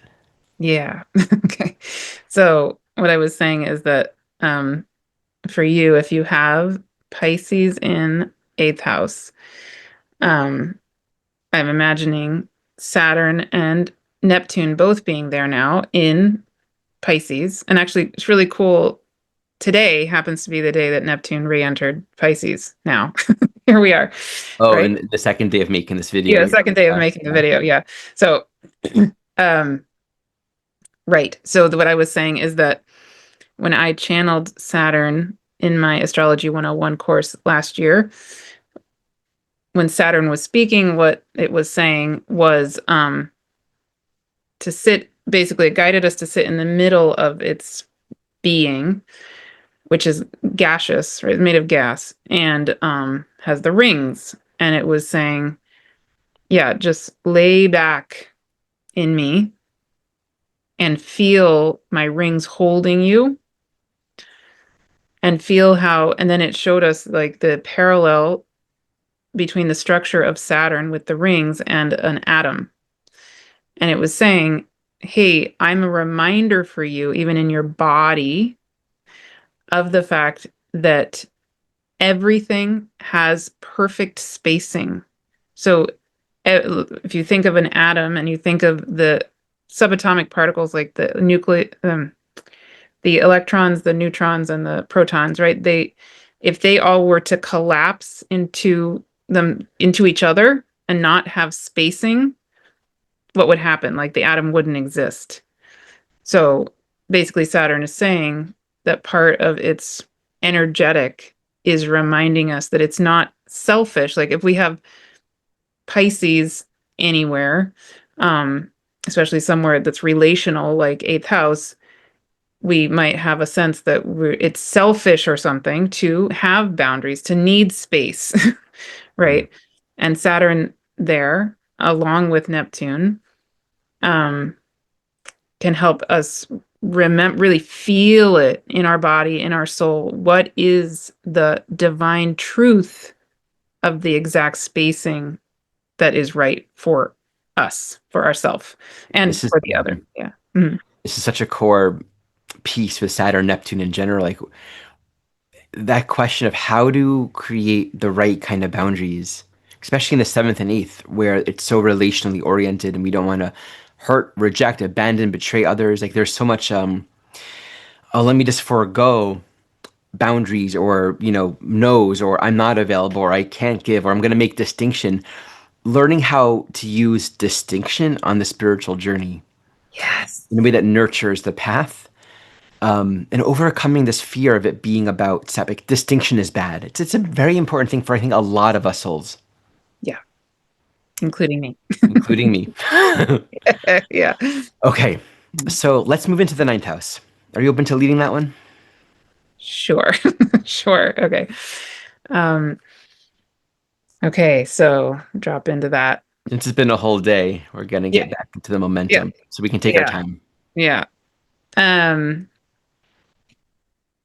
yeah, beautiful. Okay, so if you have Pisces in the ninth house, that's really cool, actually. So, what comes to me there, of course, is that's, if you happen to be listening to this video, probably, and you have Pisces ninth house, you're probably a highly, highly, highly spiritually attuned person in all kinds of ways. And, maybe love exploring the meaning of life through all kinds of ways of connecting to whatever that is for you.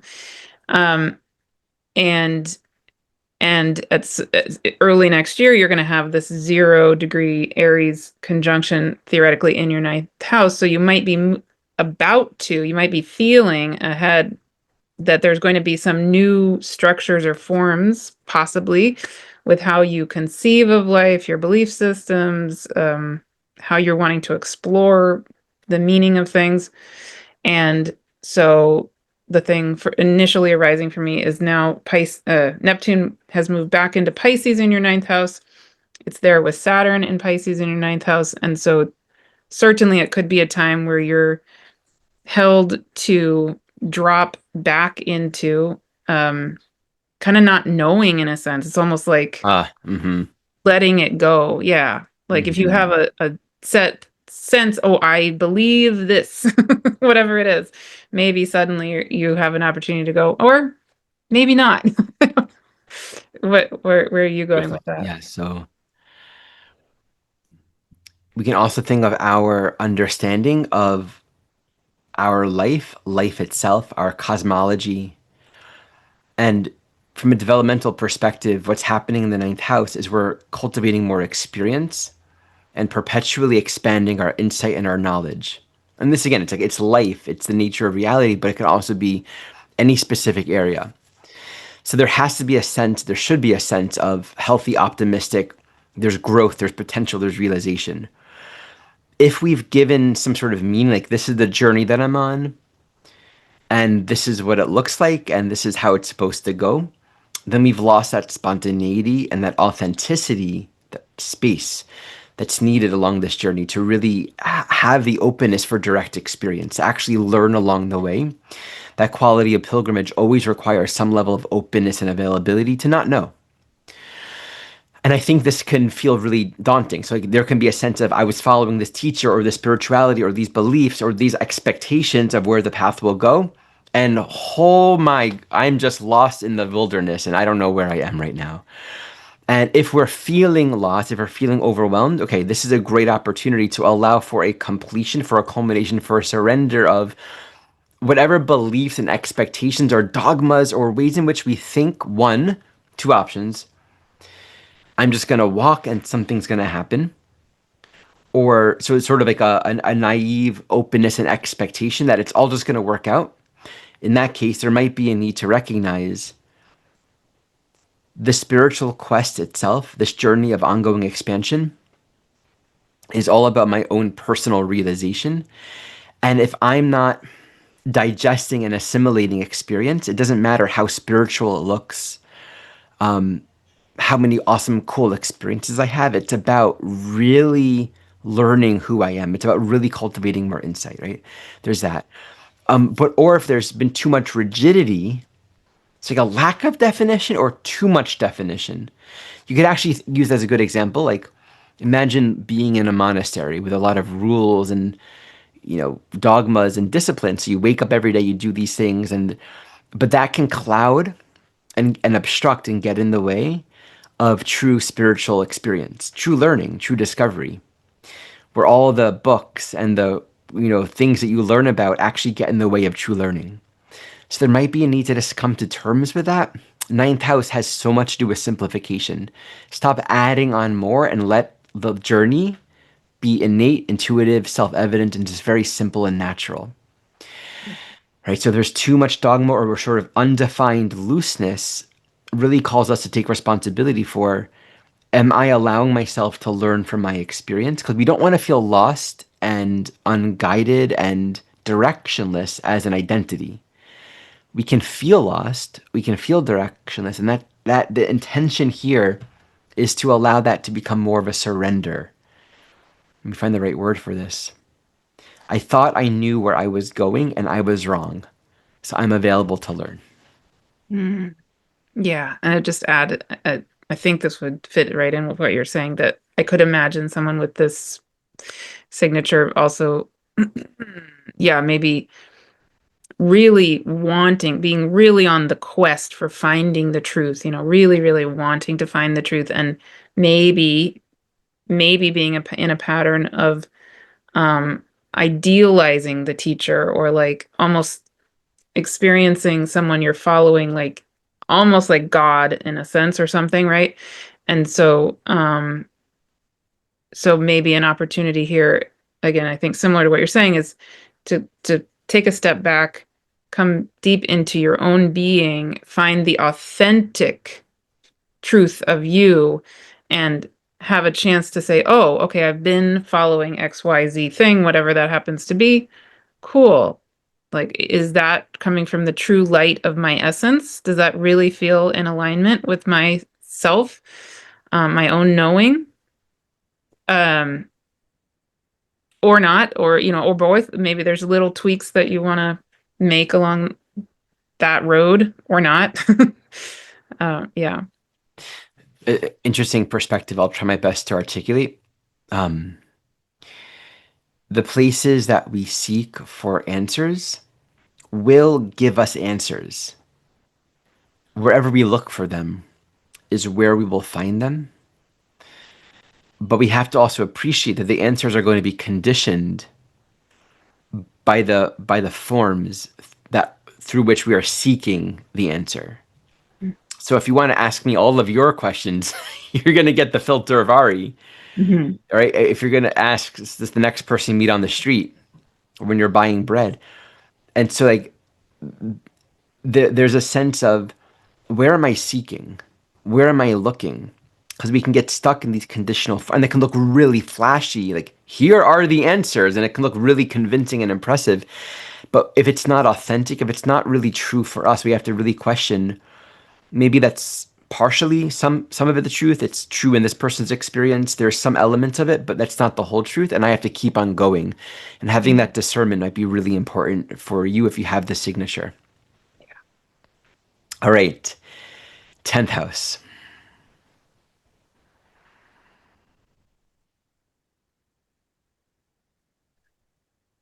So, of course, this signature deals with how we are anchoring and crystallizing in our physical, earthly realm of experience, society, the roles that we're playing, a more pure, loving vibration. It's really connecting our ethics and our morality to love.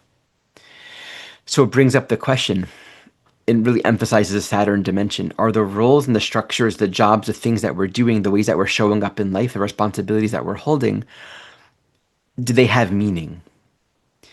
Because this signature can strongly reflect a sense of becoming overly conditioned by who we're supposed to be and the heaviness, the weightedness of these roles and this expectation. So this moving into Pisces, this it's again the stationing, everything's getting slow and slowing down right there in your 10th house. It's like, uh-oh, I'm not this person that I was trying to be. I'm not this role. I'm not, and there's some one dimension is like the martyrdom, the sacrifice of needing to always do the right thing and a purity, but that coming to so much personal detriment, like a lot of sacrifice and martyrdom to make sure that everything's always loving and fair, but not having proper boundaries. That could be a really big piece. And interesting. So the boundaries that we don't affirm will be affirmed by something or someone outside of us. Like this is a very important Piscean principle with Saturn in there and Neptune here. It's like where we don't establish and choose the parameters and the boundaries within which we're going to live and operate, where that is not a function of personal choice is exactly where life by circumstance, by the fact that nature abhors a vacuum, some other conditional reality will determine that for us. So the same can go in the other direction. If we're not disciplined, if we just wake up and do whatever we want to do, we're going to condition our mind, our behavior according to the patterns that we just fall into with no kind of discrimination. There's no discernment. It's just kind of happening. So this is a real calling to take some reflection upon, did I just sort of become conditioned by the rules of the world, the judgments of society, my parents, my family, who I think I'm supposed to be, who others have told me? And is that real? Is this who I really am? So the forgiveness here can be immense, and meeting some shame or guilt or fear. And if there's been a lack of appropriate boundaries or definition or discrimination, there can feel a sense of like I'm not getting to where I need to be in life. So there's a stillness here to really deeply introspect. And if there's depression, to deeply introspect, to actually know how to go within and come back to, why am I here? What is it I'm really here to work on? Because the gem and what wants to really evolve and grow next year is there's work to do. Mm. This work might be a long-term process of self-development, but it's the holy work. It's important work, and you need to strengthen yourself to do it and be very clear with your time, with your energy. All of these things want to come into greater alignment. So there's a little bit of a rest right now to really see this clearly. Beautiful. You like said almost everything I was feeling. The one thing that jumped out at me just now that is relevant for all of us, I'm realizing, tell me if you agree with this. I'm just recognizing that Neptune Saturn conjunction, right, at 0 degrees of Aries, it is a long game. Yeah. This is not it's a Saturn conjunct Neptune, what, for the first time in 35 years? What did you Yeah, said? 36 or something like that. Yeah. Yeah. So that conjunction in and of itself doesn't happen very often, number one. But number two, it's happening at 0 degrees of Aries, which is like never happens basically at that first degree of the zodiac, right? And Saturn in general plays the long game. Saturn is what helps us set things up Hmm. for the long term. So that is such a good reminder, actually, for me, even in this minute. I'm just realizing that, right? That yeah, what this newness that we feel coming isn't a sprint. It's like setting us up for this long, probably even maybe like a legacy beyond even this lifetime, right? Does that feel that way to you? I mean, I guess in the ultimate sense, yeah. Like what there's no there are chapter divisions in the schematic of the soul's journey, but like Mhm. there's something so deep about this particular phase right now, and it's just setting up a long-term journey. And I mean, we'll see. Everything has its own karmic momentum. Yeah, right. Yeah. But something about this being in the 10th house highlights that for me because it's 10th house, which is, associated with Saturn, etc. But But in particular for this, for you, if you have Pisces 10th house, like what I would really want to encourage in general is everything Ari just said, plus just adding to that, that it's like, yeah, so you've got this momentum coming that you probably feel this sense like, wow, there's a something I'm meant to do in the world, or some way I'm feeling called to some construct or like a structure of how I want to do my work or whatever it is in society. And that's coming. It's there. Like the mirage of it is already, you can feel it. But the thing I would really want to say, and Ari already basically said it, is okay, but take this time to slow down, back up, because you absolutely, with Pisces in 10th house, definitely could have a tendency to not even notice your own truth. Like you could be so lost in the shoulds of society and what you feel like you've been told you should do, or how you should live your life, or what the next step should be. Like I would really want you, ideally, hopefully, maybe if you need to, take a step back. I mean, I don't know. I don't want to give more shoulds, but, anyone. Yeah, Martha take, thinks I should rest. yeah, exactly that. Exactly. See? Right. And of course, in that case, it would be correct, but no, no. Listen to yourself.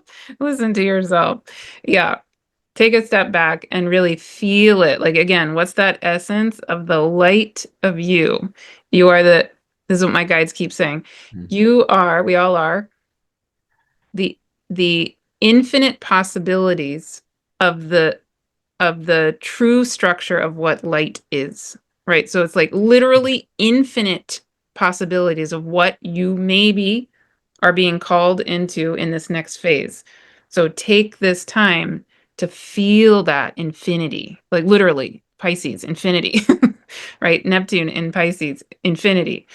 It could be anything. Like give yourself permission to feel that it can be anything. And it's the inspiration of your own light, your own self, then that can speak and then can inform the next thing. Yeah. Beautiful. Okay, so while you're talking, I was taking a look because I got curious when you were talking about the long game. Mm, Because even when Saturn and Neptune, let me share the screen here, begin to separate, Saturn moves into Aries, but then it goes retrograde in 2026, as it always will. Basically, until February of 2027, we can say they are conjunct. Heck, you could mm. even say early March. So over a year. So, when's the moment?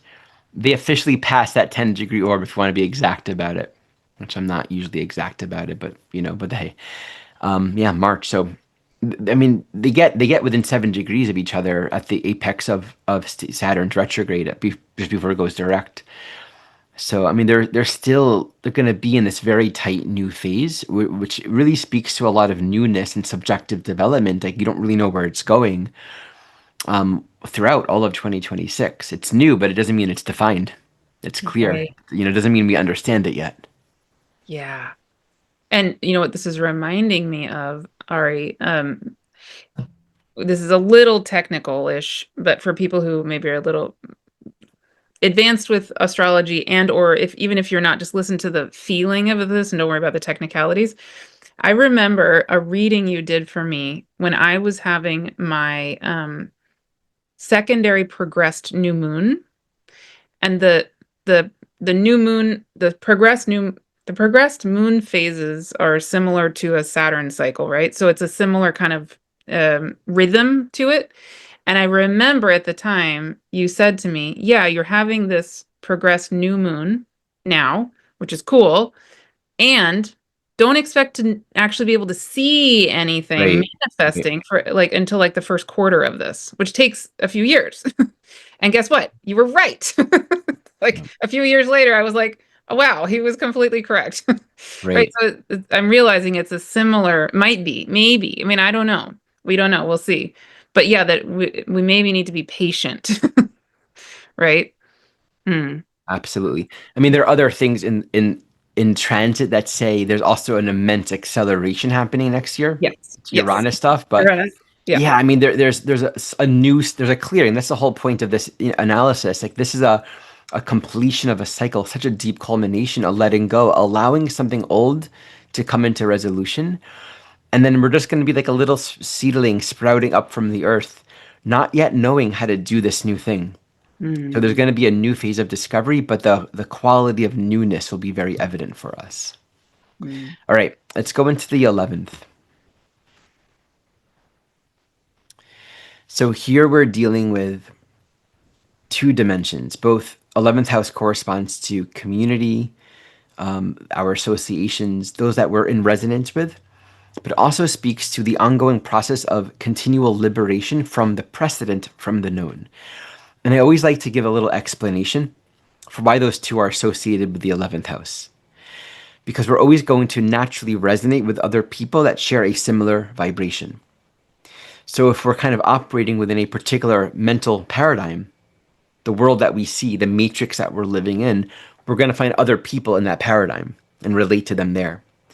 But as we liberate and realize, oh, wait a minute, I don't have to do this or be this or say this anymore. That was just an identity. We literally, not literally, we metaphorically rise above and see it objectively. And in that objective seeing, we disidentify from that kind of person. We're no longer who we thought we were. And this means like our relationships and the communities, there's an ongoing flux to them. There's no one community or group that we fully belong to because our belonging is in our soul and is in the universe. Like we all belong, and all of the elements of existence are fractally inside each individual soul.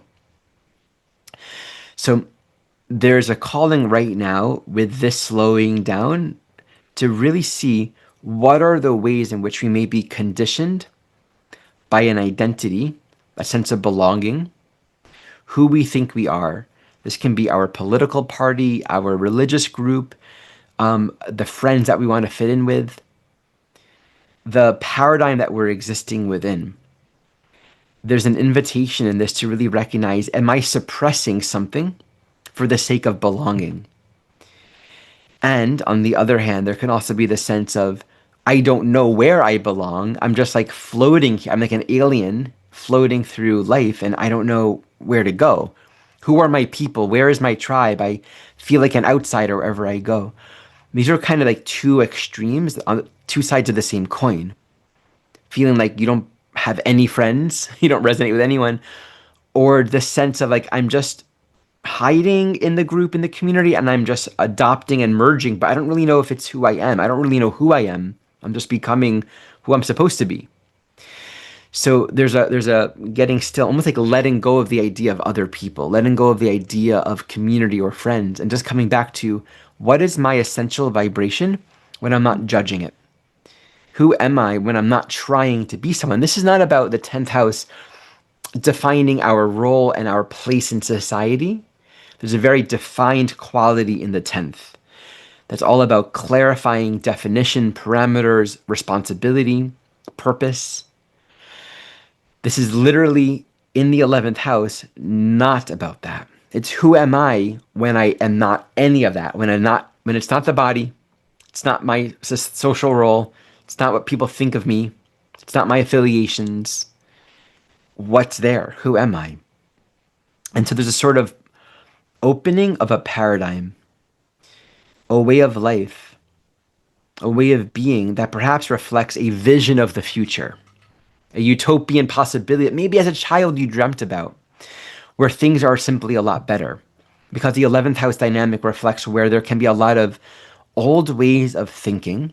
Well, a whole bunch of groups of people share these old ways of thinking, and it creates a momentum, and it's what we all do. But how we live as human beings can be so much more radically evolved and can be so much better, but it takes generally a momentum of enough people catching on to that for that to become sort of a 10th house crystallization. So this 11th house dynamic can be there's a remembering of a dream of something that the world hasn't seen, but my heart knows to be true. What's that Eisenstein book? A better world your heart knows is anyway. This mm, potential for a better world. But it doesn't start by looking for the people. It starts by realizing I never belonged in these projections. This never defined me in the first place. Like, so whatever that might be, if we feel stuck in something or if we feel like an outsider, don't attach too strongly to finding out where you should be because you already are what you are and your part in the larger ecosystem and the evolution of consciousness in this planet, in humanity, is greater than what you understand. So the key is inspiration. The key is follow your bliss. Your vibe will attract your tribe. Your joy and your excitement in being what you are and not knowing is the most important part. And then there might be vision, like, okay, I'm here to create something and do something that Saturn gets to work. There's a crystallization that occurs, but it's coming from the unconditioned experience of just simply catching, noticing what you already are. Yeah. Yes. And then as you're describing all of that, I'm touching back to the trine over in the seventh house that we were talking about yesterday, earlier in this video.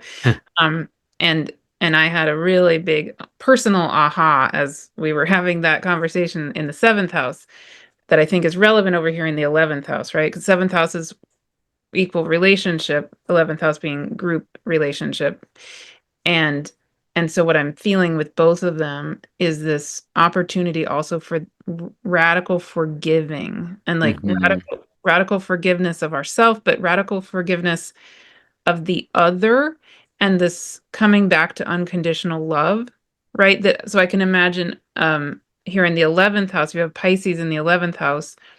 Number one, either having a tendency to, or having had a tendency to get lost in the group dynamic itself, or the group identity itself, and or uh, really could maybe get fixated on an ideal of what this soul tribe needs to be. It needs to be Right, right, perfect, right? right.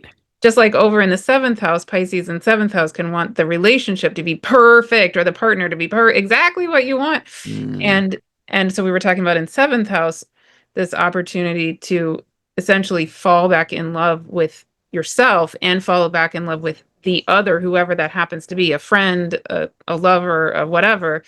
Um, and that you're falling back in love with the truth, the trueness of yourself and the trueness of the other, whoever the flaws included, the perfection of the divine in them, essentially, right? And the humanness of who they are, all at the same time. So same over here in the 11th house. It's like I can speak for myself. I've never found a perfect soul tribe group. I mean, maybe there is a group that is like really, really wonderful for you, great. But to then expect it to be absolutely ideal, probably you will be very disappointed, or we will, we'll fall into, we will fall off that pedestal somehow. Um, yeah, so that feels like another side to it, is kind of falling in love with the group, even in the truth of who we really are. And yeah. I'm so glad you spoke to that because this also speaks to the other group, the Mm, other people, right? mm, So here I am in my fill in the blank, and there are a lot of fill in the blanks, mm, but them over there. And so, 11th house is literally whatever other group. It's like that community. It could be mhm. a religious, it could be defined religiously, racially, politically, geographically. It's the other people that are different than me. So there's a Yes. dissolving of the judgments and the separation. I think we're seeing a lot of that right now, where it's like I got to make sure I conform to how I'm supposed to be according to this group or this political group or this ideology. And so it just really induces an immense amount of fear and alienation and fear of being canceled, fear of being outed, and this need to it's like Pisces projects a value, an arbitrary value on another, it's like we're all the same. It's like, oh, but those people, they're bad. It's like it's the whole Piscean nature of just projecting an illusion out there, and it's all just an illusion.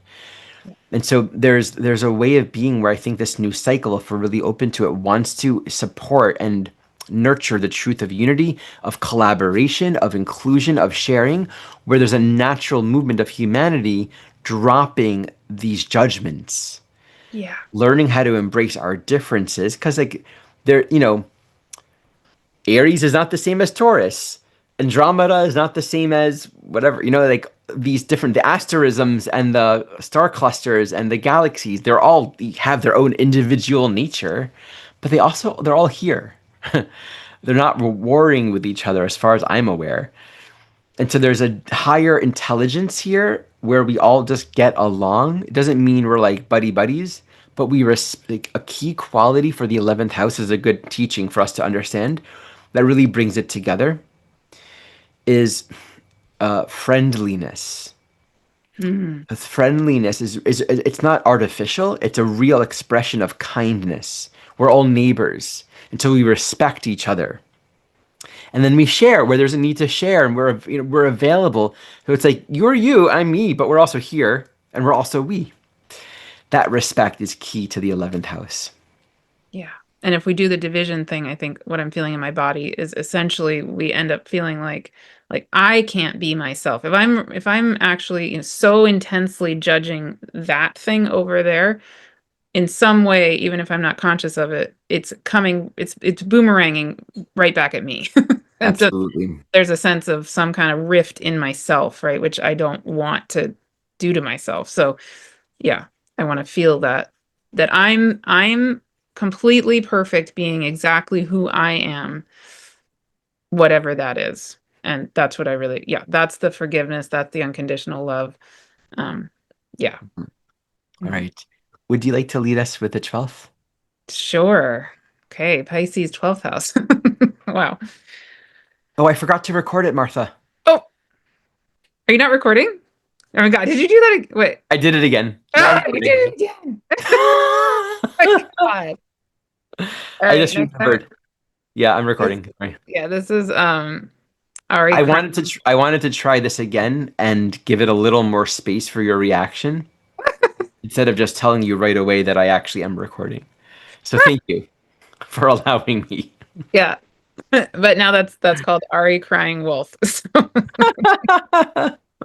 I may or may not fall for it a third time. We'll see. Okay. Okay. Mm, um, all right. Pisces in 12th house and that Neptune Saturn conjunction happening at 0 degrees of Aries in 12th house. So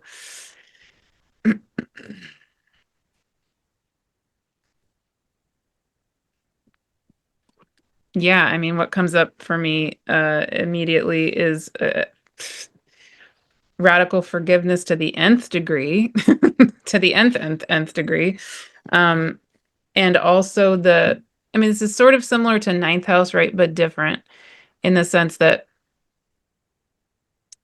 that Saturn Neptune conjunction at 0 degrees of Aries coming in your 12th house. Like, I would be so curious how that's feeling for you right now. And are you feeling a sense of yeah, newness around the way in which you're interacting with the spirit world? I mean, like in my community, there are so many people coming into brand new ways of relating literally to the spirit world, like to fairies and gnomes and the inner earth beings Hmm. and the star beings and that kind of thing, right? So if this is a person kind of more in my circles and with that kind of experience, I would be wondering, wow, yeah, what is going on literally in your relationship to the spirit world right now? And um, so I'm thinking of certain people, like in my channeling course, if this is their signature or just anybody, really just anybody. Um, it's like I would wonder in this time as Neptune is now back in Pisces in your 12th house, it's like, whoa, you have such an opportunity. Like the possibilities are endless here, you know? If you are feeling drawn to, let's say, the fairies in the woods in your backyard, like go in there and just explore it and just let the spirit world come and show itself, just wow, what is going on? And let, like, literally let spirit speak and dream with you and show you, okay, right, what is that next thing that they want to move through you and construct through you. Um, yeah, that's where I'm drawn, just because the context of who the people I tend to work with. But Yeah. yeah. Well, there's a deep acceptance that what seems so real is actually also just a dream. Hmm. And so there's such, I mean, it's in the 12th. It's this of all the signatures, this happening the 12th just adds and emphasizes the quality of surrender, letting go, completion, right? More than all the other houses, because this is like Yeah. Pisces, 29th degree stationing. It's like everything about it speaks on every level. The only thing that can make it more profound for you is if you have a literally a 0 degrees Aries ascendant. Yeah. That would just make it very end of the 12th house. So, Hmm. what's real? What's important? You know, what's the meaning of life? Like, what's happening in the 12th house is we're surrendering, we're giving our ultimate trust to something. And yet we can invest trust in all kinds of things. Like the mutable nature of the 12th house is so encompassing. So we can live a life that's just a sandcastle and think we're, doing everything right. We're a good person. We're good to people. It can express in all kinds of ways. And this, we get to a point where we realize this is just an illusion. There's no innate meaning or purpose in any of this. So if there was a sense of like depression and emptiness and sort of meaninglessness that's arising right now, allow it. Like this slowing down does not say you need to be figuring out what to do with this next cycle yet. Really allow for a disillusionment. If there's stress and overwhelm, like the conditions of life are asking a lot of you, there's something in being able to recognize none of this is real and to really grasp that beyond conceptually. We've given the conditions of our life a lot of power and meaning. Maybe we've been afraid of seeing things differently. We've been afraid of embracing distinction because that Saturn in the 12th can really struggle with boundaries and distinction. So there might be something in just letting things fall away. And if we don't know how to let them fall away, ask, pray, like allow life to sort of bring it to there's something really powerful and there's grace in the signature where we actually get to experience circumstances helping us bring it to completion. Like imagine the self pressure. I got to figure out how to, like, we also don't need to know. We get to allow ourselves to find out. We get to allow ourselves to trust that like time and these cycles are compassionate. They want to help us along. So that's one dimension. The other is if there is so much responsibility and weight being placed on who we're supposed to be, well, it's a similar dimension, right? Allowing some looseness, like loosening the world from all that we thought it was, so we can find out how love really wants to infuse itself, how form and structure wants to come into expression, not necessarily how we've known. Okay, so the other is where there's been a lack of definition and ground. Okay, so floating and just sort of being hazy around life, like there's no meaning, sort of anarchistic. Saturn in the signature with Neptune at the 29th degree can be like, what the heck is the point? Like horrible things are happening. Life feels completely random and pointless. Like, why? Existentially, this is all just a bad nightmare. So there can be that as well as just a lack of definition. So that Neptune in the 12th, I'm just floating along, I'm an ocean, and oh, this feels good and this doesn't feel good, and I guess it's all okay. There might be a need to really just drop into, let me find the words for this.